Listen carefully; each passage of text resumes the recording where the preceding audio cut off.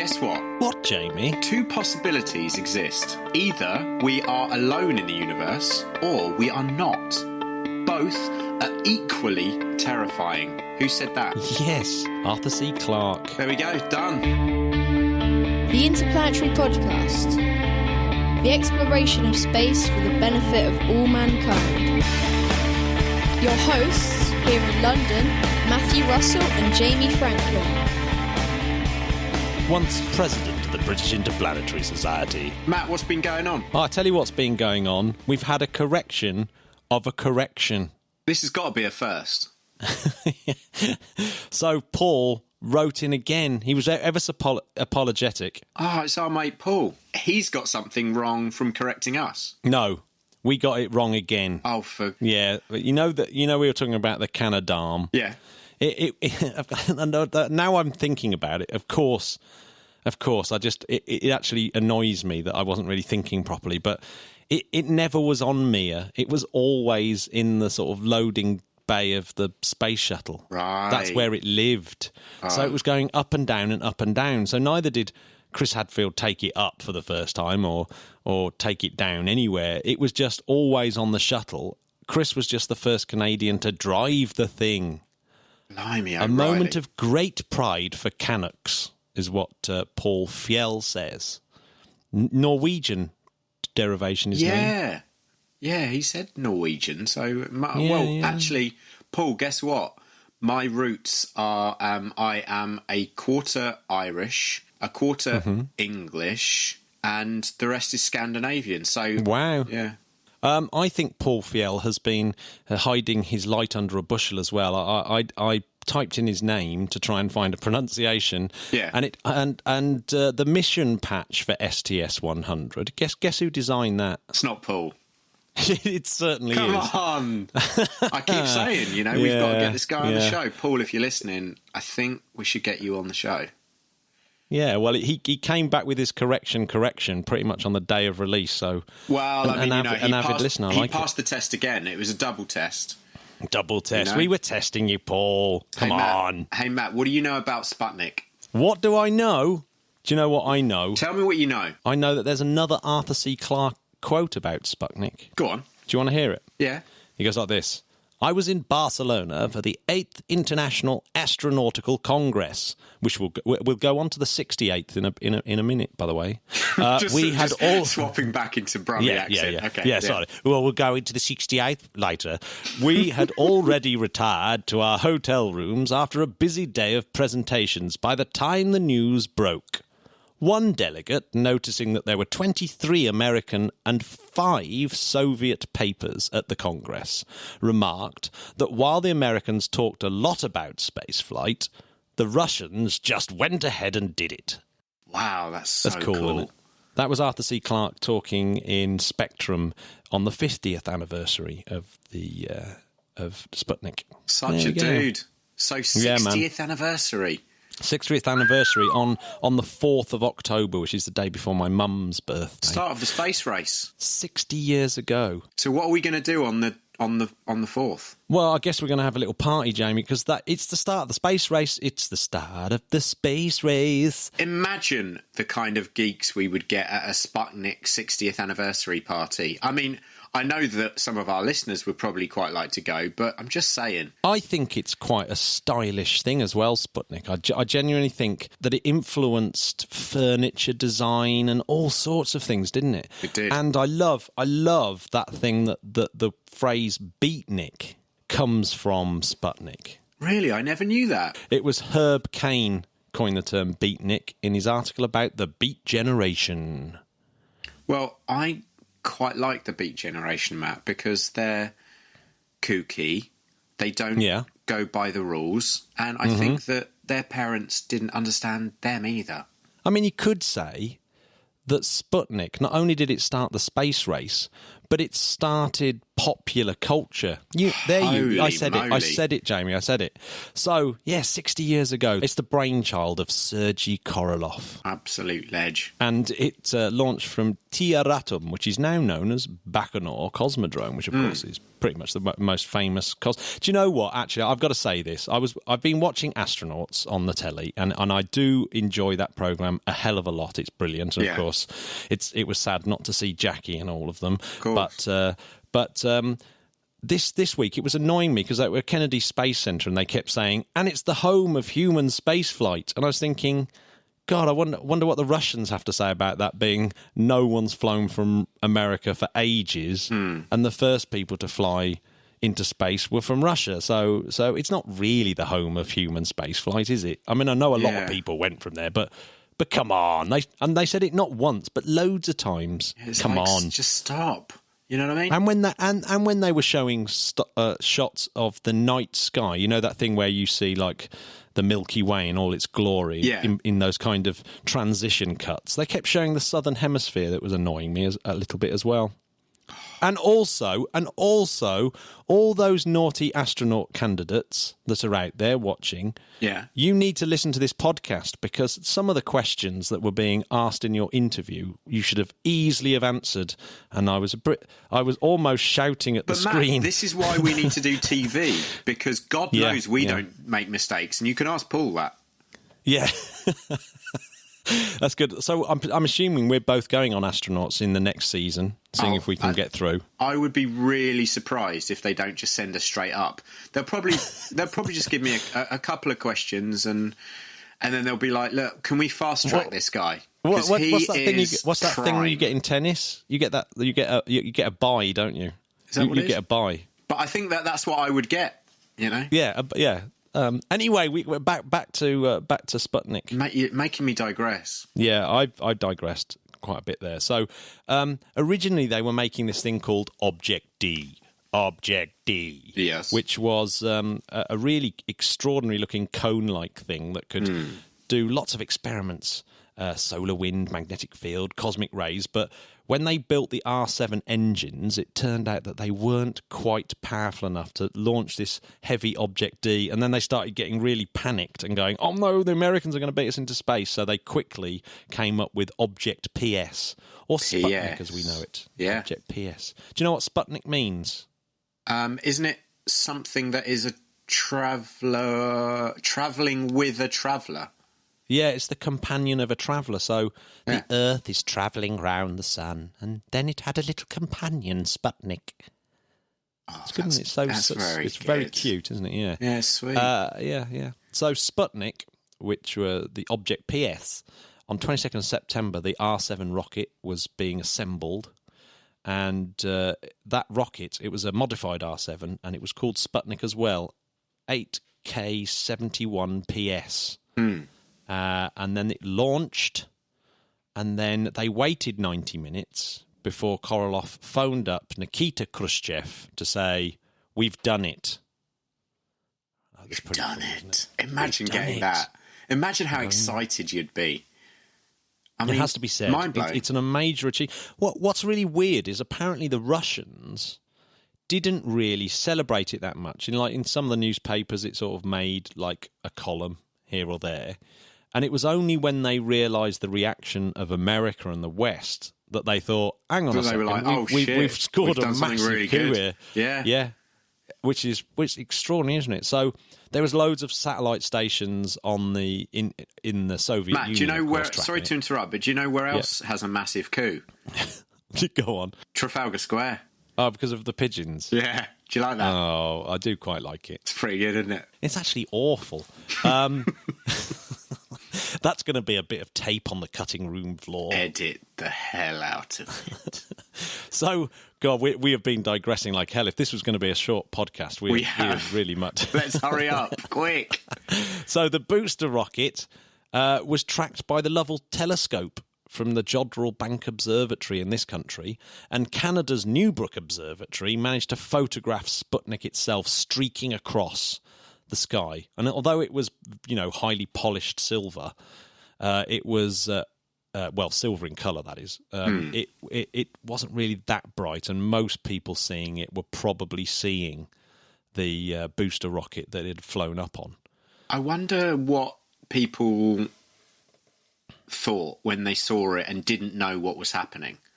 I mean, they must have thought it was a UFO. No, because you'd really have to look very hard to see it. It's not like the ISS, which is like really, really bright. And bearing in mind, actually, Sputnik was flying twice. No, I mean like locals. Oh, yeah, I mean the locals. But yeah, the locals who didn't know. You know, if you're just a farmer... and this massive R7 rocket goes up. Oh, yeah. Oh, yeah, but I mean, those rockets have been going up quite a lot, I'd imagine, when they were testing them and doing, because they were using them as intercontinental. Yeah, but this farmer was in a coma, and then he came out of a coma. Jamie, this is digression to the max. This is a digression lesson. Yeah, this is a lesson in digression. That's a rap song if ever there was one. Kanye, don't talk about rap, or I'll talk about that rapper Bob. Oh yeah, we got to get on to Bob. We're going to have Bob in the news for sure. Well, I'm going to invite him on. Oh yes, that's quite a good idea actually. Yeah. So the sphere, anyway, it's nowhere near as big as ISS, flying twice as high. It's only 58 centimetres in diameter, but it weighs quite a lot, 84 bags of sugar, and I think that's pretty heavy. But 60% of that mass is the silver zinc batteries, and there was only 1 watt of power. So do you want to hear what the sound? Do you want to hear what it sounds like? Do you want to hear what it sounds like? Here it is. Actually, that's not what it sounded like. Here it is. Oh. Here's the actual sound. Ready? Yep.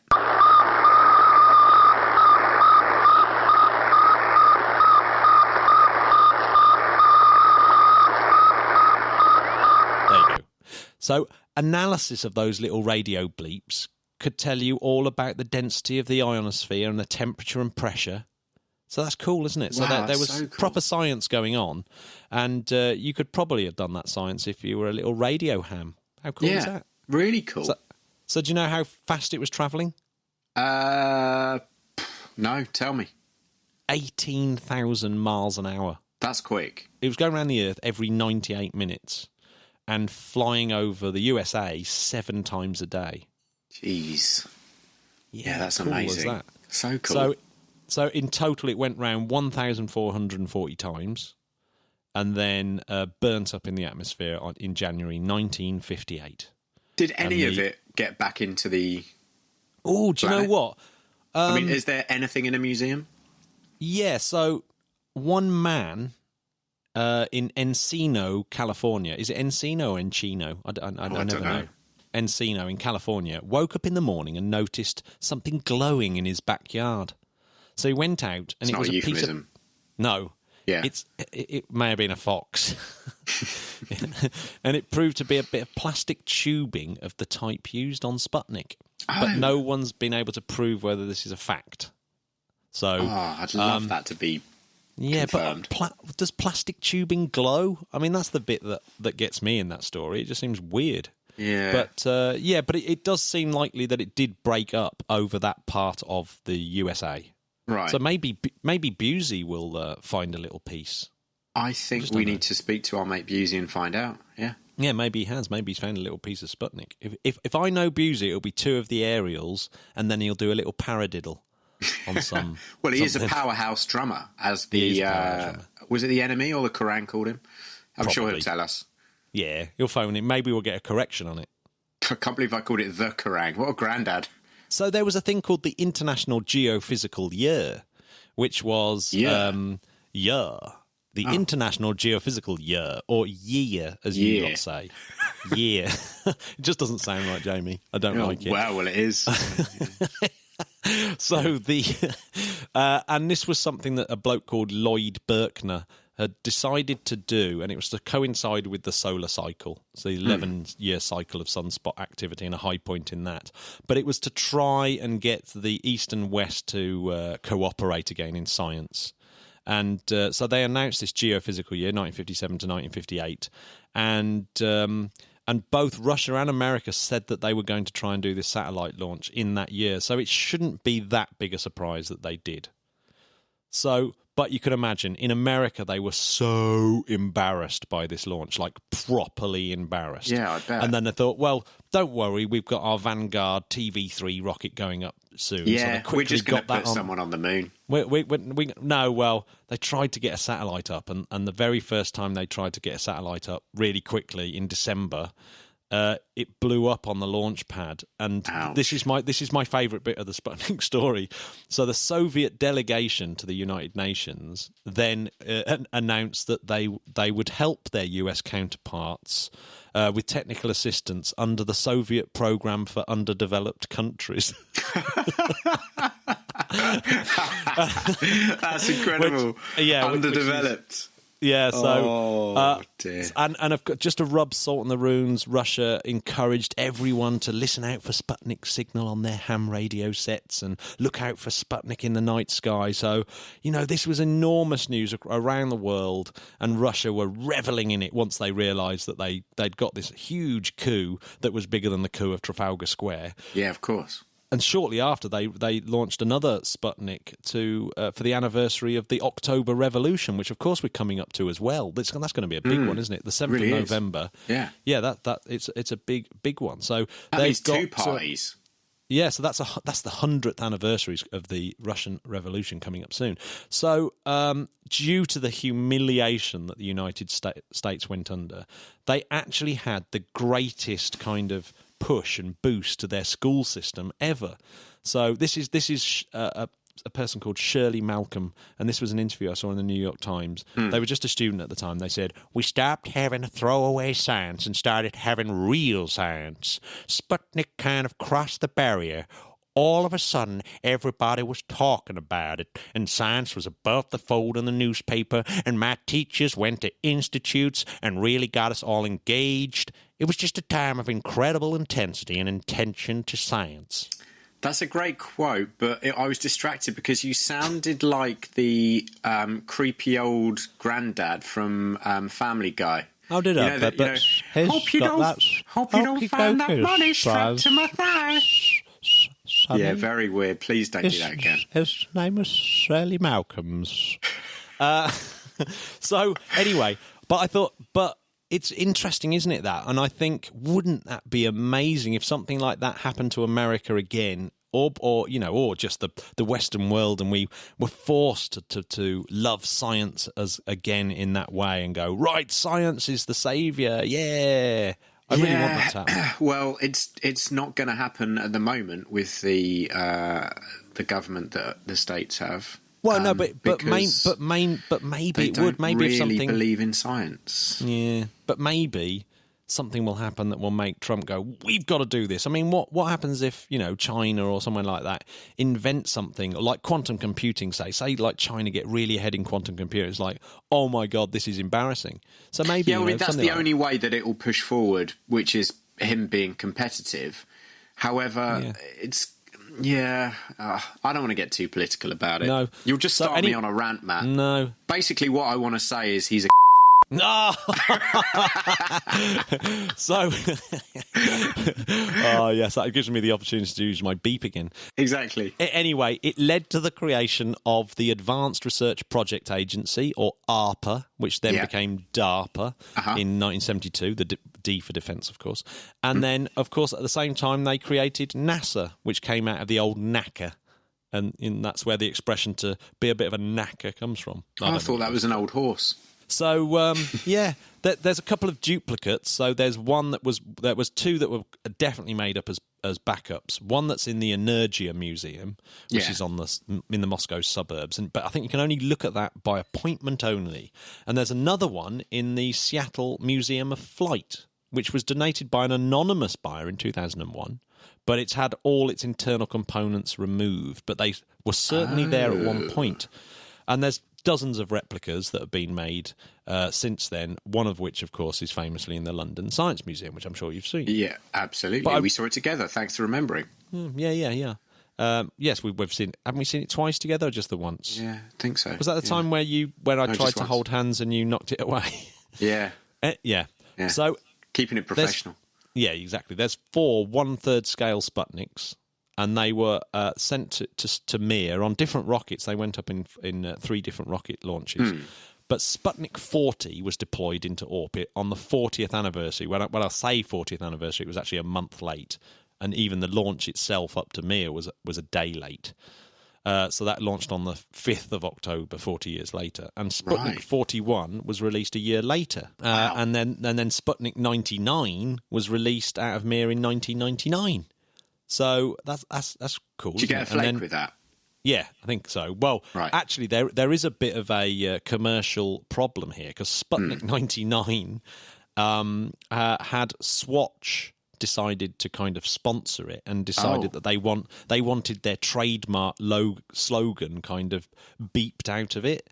But that's a flagrant misuse of amateur radio band. So after loads of protests, the thing was launched without any batteries. And so it just became a passive piece of space junk. Oh, I never knew that bit of info. Unlucky, Swatch. Yeah, and the Sputnik 40 backup was destroyed when Mir deorbited. And these things were built by students from Russia and France. Amateur radio satellites. Unbelievable. So, yeah, that's cool, isn't it? They've all burnt up now, though. They've all fallen out of orbit and burnt up. So, well, my Sputnik, goodness, Sputnik 60 years off. of cool. Hey, Matt. Yes. You know what we should move on to? Should we move on to Astronaut of the Week? Astronaut of the Week. Play the jingle. It's time for Astronaut of the Week.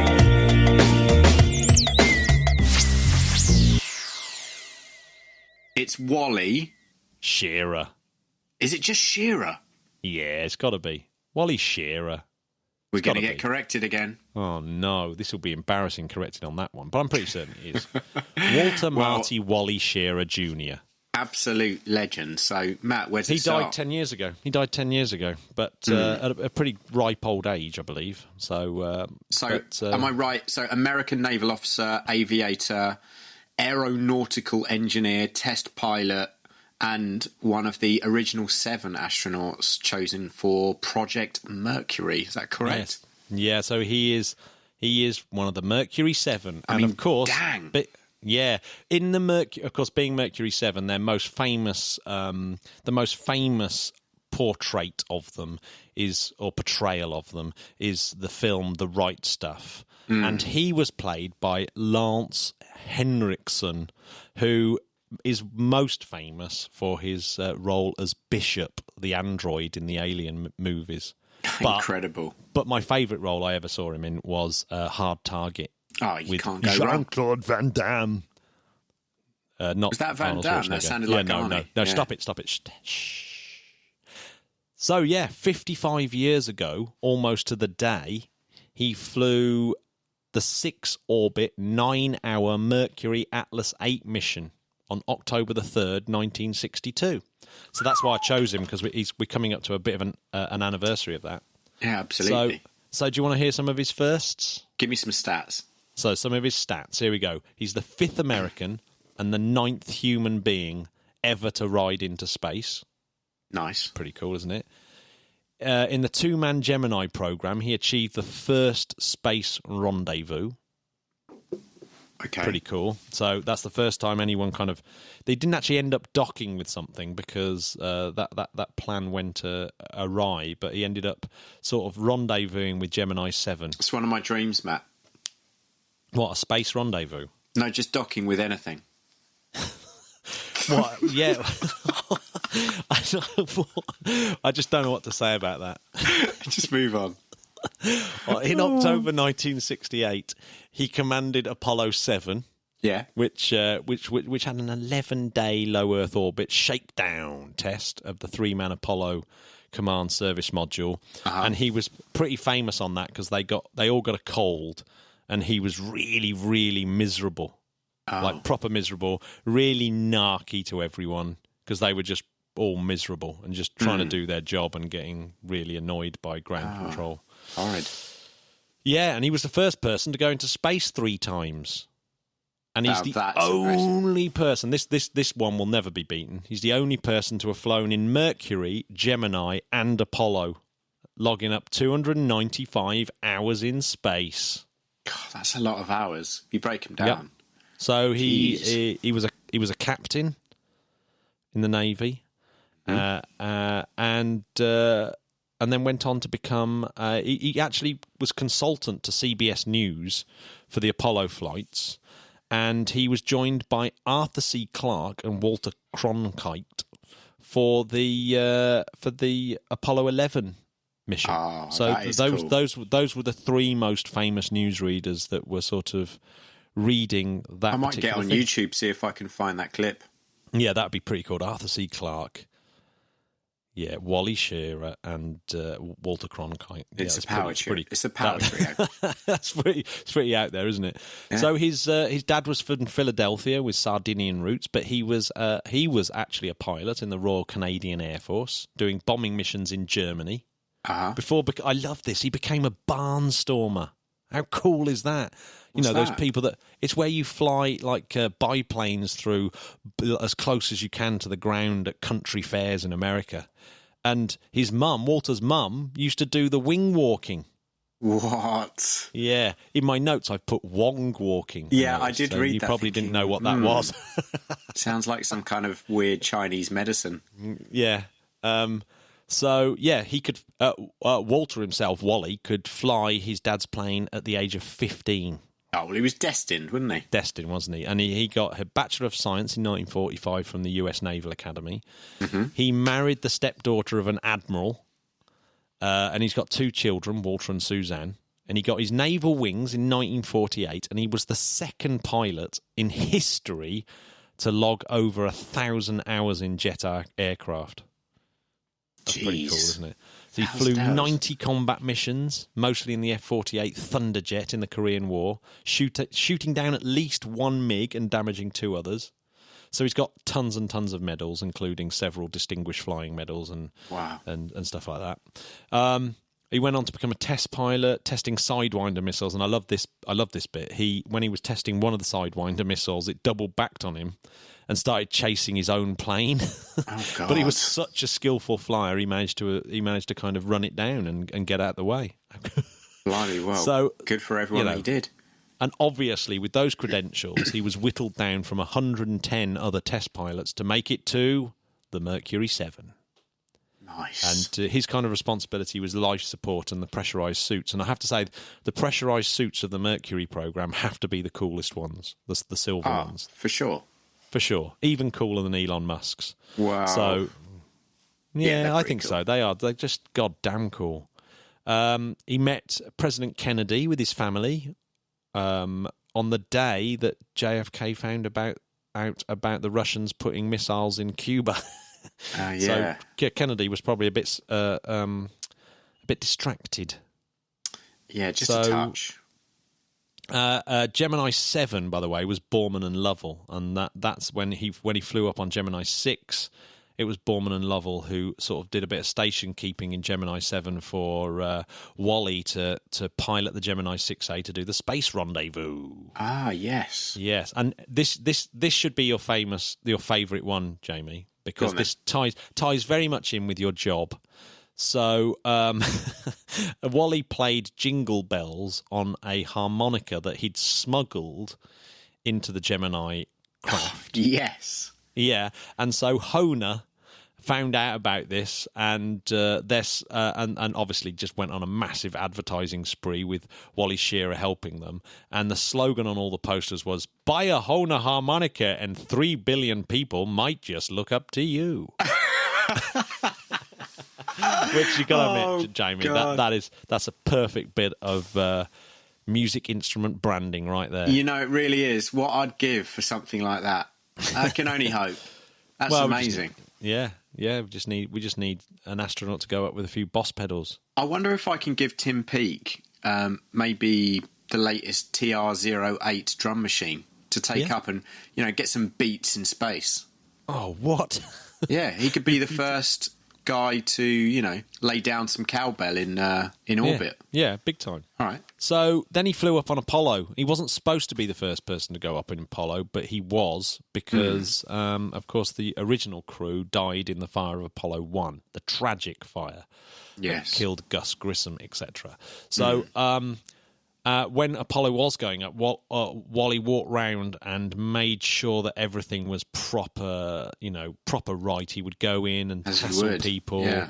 And so I think he was a bit of a kind of badass when it came to going round and making sure everything was right. And he was absolutely adamant this person called Genter Wendt was the pad leader. He'd got so much trust in this guy that he just basically pulled all the strings he could with Dick Slayton, etc., to make sure that this bloke was the person that was the pad leader for Apollo. And they got him in, and he stayed the pod leader all the way through Apollo, Skylab, and into the shuttle era before retiring. So that's awesome. He was obviously the perfect man for the job. Totally. And while he was on Apollo, he got an Emmy for the first live television pictures publicly broadcast from inside a manned spacecraft. Nice. So he's got an Emmy. He's got an Emmy amongst all this stuff as well. Oh, blimey. Yeah, it was pretty crazy. And when he got back, because of how famous this head cold had made him, and it turned out this combination of pseudoephedrine decongestant and tripolidamine antihistamine that the flight surgeon had given him for this head cold later became known as Actifed. And Schirra was the kind of face of Actifed TV commercials. So of all the endorsements he could have got, that was the one on the outside. He got Honer and Actifed. That's not bad, is it? It's not a bad combo. It's a good Friday night in my house. Yeah, he was pretty spiky, I think, old Wally, but certainly up for a laugh. Because I noticed on his website that's still there, you can go to wallyschirra.com, and there's two things that he mentioned. That's gotchas and the legend of the turtle. So the gotchas, I think, is just him playing pranks on his fellow kind of astronauts and fellow friends. But this legend of the turtle is like really weird, where I think the legend of the turtle is people that are prepared to stick their neck out for things. So if you're that kind of person, you get allowed into this club, which is kind of like exclusive club. And one of the things that you've got to do is repeat your password if someone asks you the question, by the way, are you a turtle? And this happened to him twice. Once from ground control when he was live on air in Apollo and he had to kind of switch off the mic so he could answer. And once by John F. Kennedy, who obviously did it as well. And the answer is, you bet your sweet ass I am. So that. Oh wow! So he had to say that to JFK. You bet your sweet ass I am. So that's a weird one. The legend of the turtle. Wow, I've never heard of that. Can we start using that, Matt? Yeah, I think so. I'm going to try and join the legend of the turtle. Hey Matt, by the way, Are you a turtle? You bet your sweet ass I am. Good. Yeah. Thought I'd caught you off guard then, but no way. It was obviously fresh in your memory. But anyway, I think it's a password that's given to you at your inauguration, so I think they've all got different ones. Well, goddamn, let's take our hats off to lovely Wally Schirra. Yeah, I mean, that is one hell of a guy. What a guy. Just to show you what kind of a guy he was and how much respect. At his memorial after he died of a heart attack. While undergoing treatment for cancer. But in his memorial, they had a 3-volley salute, a flyover by 3 FA-18s, and his ashes were committed to the sea aboard the Nimitz-class aircraft, the USS Ronald Reagan. Amazing. So it is a big deal. A big deal. Absolutely big deal. And I think his books look really interesting. Schirra's Space, and he did one on aviation. He did a book about the Mercury 7, and the famous book In the Shadow of the Moon. He wrote a lot of that, and that's the last book with his thoughts in it. You're going to give me a quote, aren't you? Yeah, so I saw a quote on his website. It goes like this. I realise that planet Earth is unique. No, we can't do it in that kind of accent. We can't. No, we're going to go with... I realize that the planet Earth is unique. At least in our solar system, we know that. It's odd that people try to talk about going to some other planet like Earth, and they have no respect whatsoever for the contemplation of traveling to these places. We went to the moon. It took us about 3 days at the speed we went. To go to the sun, I keep kidding about it. At the speed of light, it takes 8 minutes, but you have to go there at night. Oh, wow. What a ledge. Yeah. Good work, Brilliant. Wally. So, Jamie, tell me what's been in the news? What's been in the news? Well, there's been a hurricane, which is horrible. Yeah. Big Hurricane Maria, which pulverised Puerto Rico. Well, hang a second. Isn't Puerto Rico the home of the Arecibo Observatory? It is. Oh man, you know really what Arecibo's famous for, don't you? It's in a couple of Bond movies. I believe Bond has a fight in it in the one where Grace Jones is in it, and it's that also was License to Kill, wasn't it? Was it License to Kill? Pretty sure. No. It was definitely a Roger Moore one. It's the View to a Kill. Oh, View to a Kill. There we go. And it's also in Contact as well. It's where Jodie Foster is working. That's where Duran Duran did the song, didn't they? What? Puerto With Rico? a view to a kill. Duran Duran did a song for that one. Yeah. I thought you were somehow thinking it was Rio. Nah. So, Matt, they tweeted, "We suffered some damages, but nothing that can't be repaired or replaced. More updates to follow in the coming days as we complete our detailed inspections," which is great news. Yeah, so I think there has been some damage, some wire that goes over the top that's been there all the time. But could have been a lot worse. And it's fallen down and smashed a bit of the dish. But yeah, it could have been a hell of a lot worse. So I was actually following Nadia Drake's tweets about it because her dad, the famous Frank Drake, used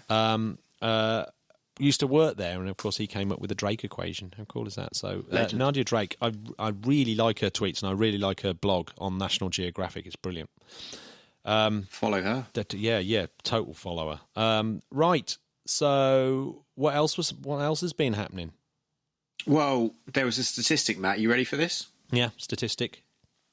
88% of American adults viewed the August total solar eclipse directly or electronically. That's amazing. This audience 88%. Of 215 million adults is nearly twice the size of the viewership of the recent Super Bowl football games. That's pretty cool, isn't it?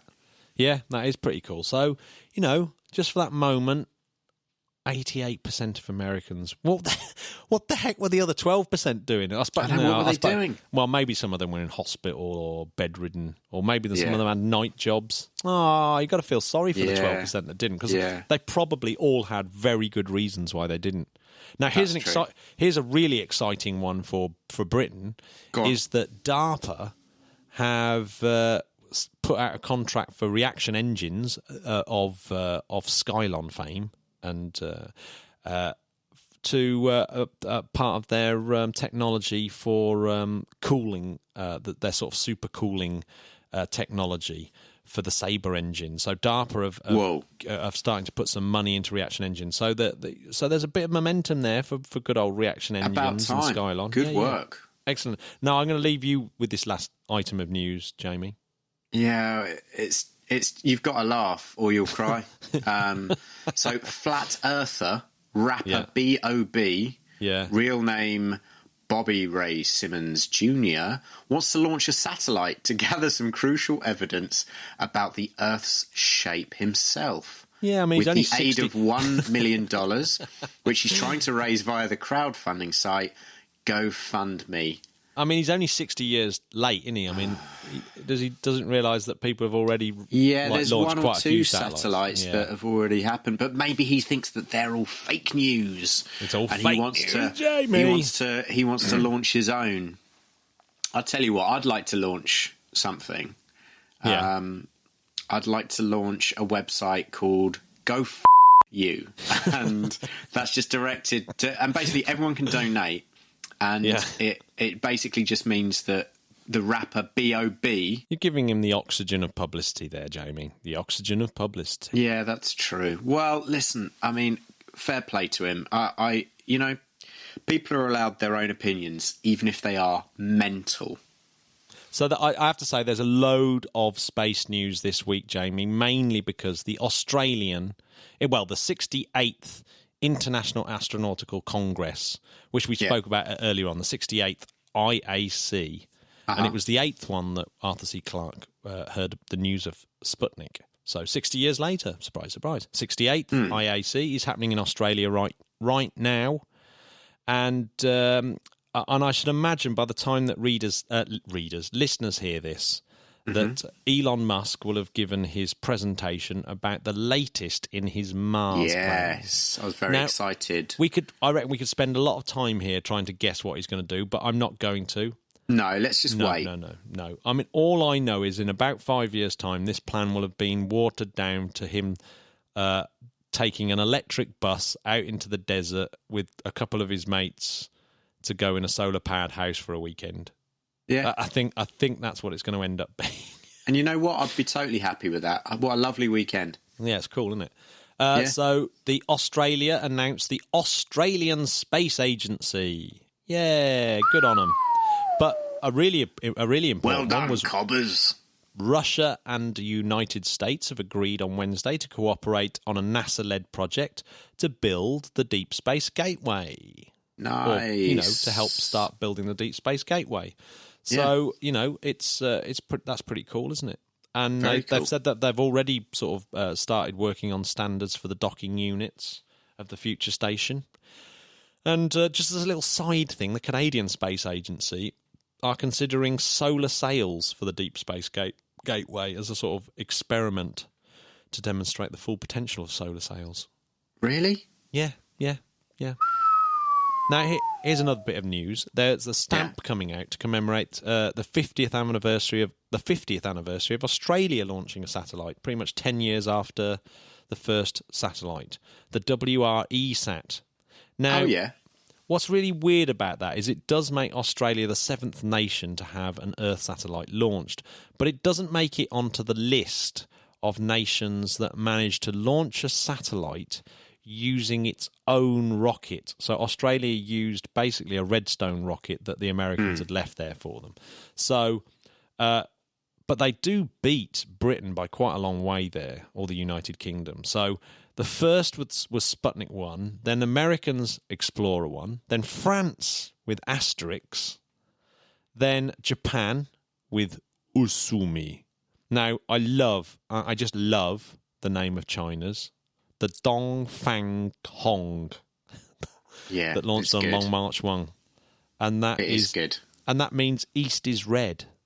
Yeah, there we go. And also good. In at number 6, United Kingdom with Prospero and the Black Arrow, the one and only space launch by United Kingdom. I love the way you're reading it like the top 10 singles charts. In at 7, India. In at 7. In at 8, Israel. There we go. I think we should finish on a space fact. And being that Arthur C. Clarke has been popping up a lot in today's episode, I want to finish on this space fact, Jamie. Go on, then. And it is this, that Werner von Braun used Arthur C. Clarke's book, The Exploration of Space, to convince President Kennedy that it was possible to go to the moon. Dang. That's an actual fact. So we start off tipping the cap to Arthur C, and we're going to end it. Yeah, so Arthur C. Clarke has had a lot of influence. Yeah, he really did. It was his influence on satellites full stop has been pretty phenomenal. Well, yep. I don't know what to say, Matt. The Interplanetary Podcast. Putting the ace back into space.